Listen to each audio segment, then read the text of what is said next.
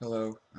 I'm gonna start doing a walkthrough of Second Samuel for the Bible, and what I want to do with Second Samuel is this is what we're going through right now in our church, and I just want to start from the beginning because I had missed a lot of it and I feel bad about it, and I really do want to go through here and actually find out what this book is about.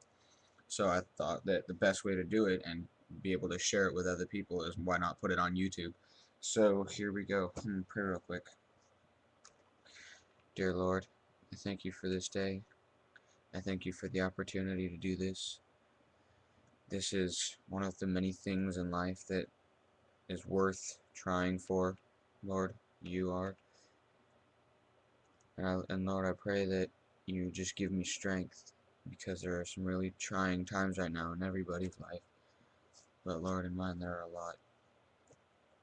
But this isn't about me. This is about spreading your word to the people. Okay, here we go. First, I'm going to go through chapter 1. A sec. There we go. I'm going to go through chapter 1 of Second Samuel, and this is about, this is the part when David learns about how Saul has died. So here we go. After the death of Saul, David returned from his victory over the Amalekites and spent 2 days in Ziklag.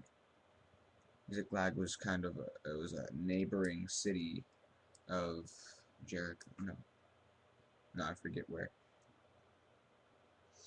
But on the third day after David's return, a man arrived from the Israelite battlefront. He had torn his clothes and put dirt on his head to show that he was in mourning. He fell to the ground before David in deep respect. "Where have you come from?" David asked. "I escaped from the Israelite camp," the man replied. "What happened?" David demanded. "Tell me how the battle went." The man replied, "Our entire army fled. Many men are dead and wounded on the battlefield, and Saul and his son Jonathan have been killed."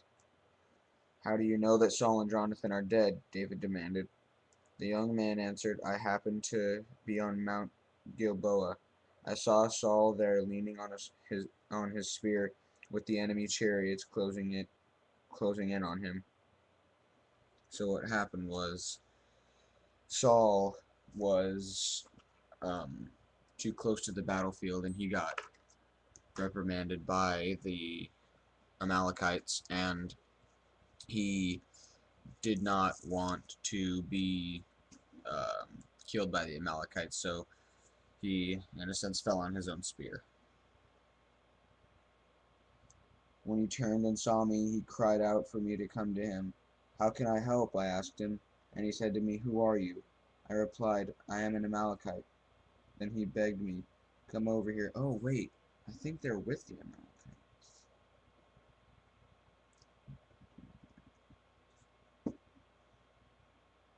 Yeah, no, that he was just a regular Amalekite man. Then he begged me, "Come here and put me out of my misery, for I am in terrible pain and want to die." Also, he didn't kill himself. The Amalekite did.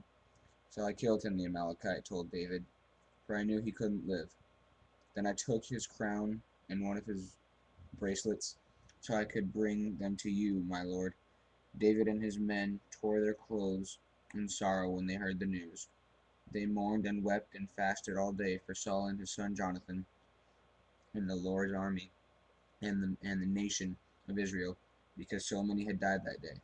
Then David said to the young man who had brought the news, "Where are you from?" And he replied, "I am a foreigner, an Amalekite, who lives in your land." "Were you not afraid to kill the Lord's anointed one?" David asked. Then David said to one of his men, "Kill him." So the man thrust his sword into the Amalekite and killed him. "You die self-condemned," David said, "for you yourself confessed that you killed the Lord's anointed one."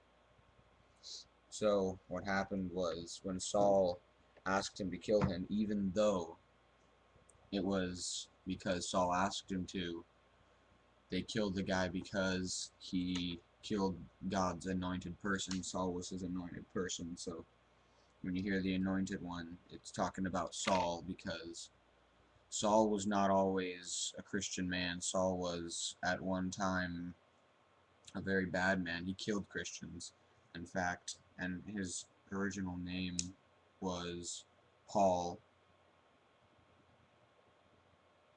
or was it Saul? It was either Paul turned into Saul or Saul turned into Paul when he was converted into Christian, because he he did kill Christians and he did hate them. But what happened was God talked to him and told him, "Look, man, you're not doing the right thing. This isn't good. You need to turn away from this and come to me, because I'm." He said, I'm the real." Not that. He says, I am the only way.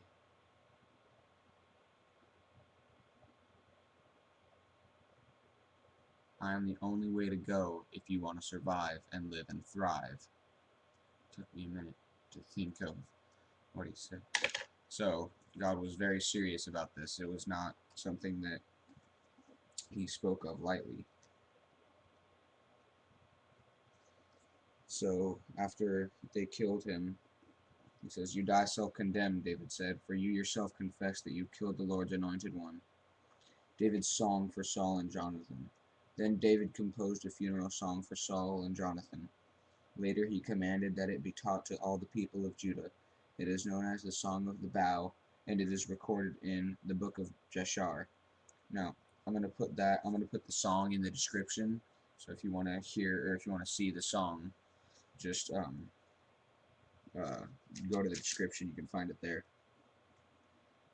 How beloved and gracious were Saul and Jonathan. Oh, that's still the song. Alrighty. Well, that's Samuel chapter 1. It's probably not my best ever, because it's one of my first. I've only done a few different ones. But anyways, yeah.